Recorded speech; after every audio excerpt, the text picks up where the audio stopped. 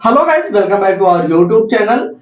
इस वीडियो में हम बात करेंगे फोर्थ जनरेशन टेस्ट के रिजल्ट के बारे में। बहुत से लोग कंफ्यूज हो जाते हैं जब वो अपना फोर्थ जनरेशन एचआईवी का टेस्ट करवाते हैं, क्योंकि जो टेस्ट का रिजल्ट आता है उसमें कुछ वैल्यूज दी रहती हैं।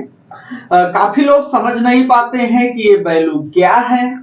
तो इस वीडियो में हम आपको बताएंगे कि आखिर वो वैल्यू क्यों दी जाती हैं और किस वैल्यू का मतलब पॉजिटिव होता है, किसका मतलब निगेटिव होता है। तो सबसे पहले तो आप हमारे YouTube चैनल पर नए हैं तो हमारे YouTube चैनल को सब्सक्राइब कर लें। वीडियो को शुरू करते हैं। मान लीजिए किसी का अनप्रोटेक्टेड सेक्स हुआ, उसके बाद उन्होंने विंडो पीरियड को क्रॉस किया, देन वो अपने फोर्थ जनरेशन टेस्ट के लिए गए। उनका जो रिजल्ट वापस आया निकलकर, उस रिजल्ट में कुछ वैल्यूज दी रहती हैं। तो देखिए उनमें दो वैल्यू मिलती है आपको। एक कट ऑफ वैल्यू उसमें मिलेगी जिसमें एक नंबर दिया रहेगा, और दूसरा जो इंडेक्स वैल्यू उसमें दिया रहेगा, उसको आपको देखकर ये तय करना होगा कि ये आदमी पॉजिटिव है या निगेटिव है। हम लोग भी सेम चीजें करते हैं। सबसे पहले हम दिए गए रिजल्ट में कट ऑफ वैल्यू देखते हैं जिसमें एक नंबर दिया रहता है।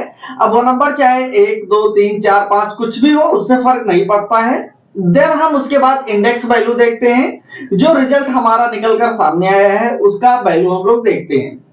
तो देखिए जो कट ऑफ वैल्यू है उसमें एक नंबर दिया रहेगा। अब चाहे वो नंबर 1 हो या 2 हो या 3 हो।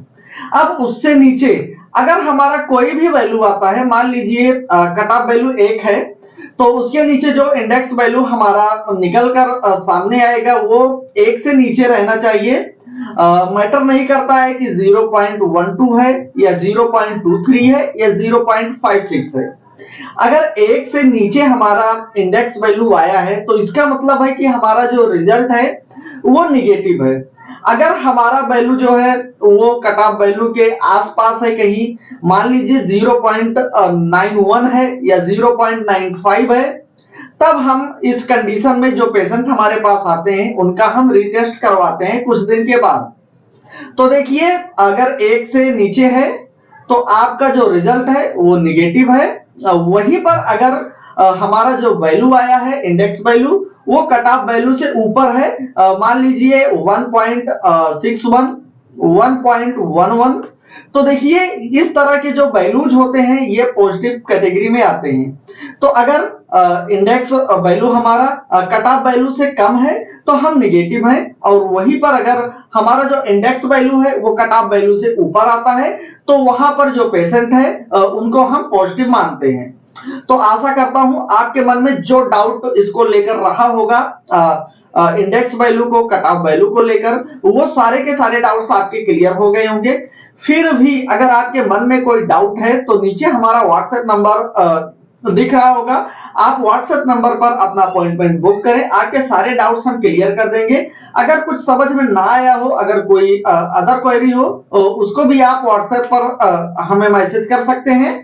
और यहाँ पर इस वीडियो में अगर कुछ भी इस वीडियो से रिलेटेड आपके समझ में ना आया हो तो आप कमेंट बॉक्स में कमेंट करें, उसके आंसर आपको मिल जाएंगे। तो मिलते हैं नेक्स्ट वीडियो में। जय हिंद, जय भारत।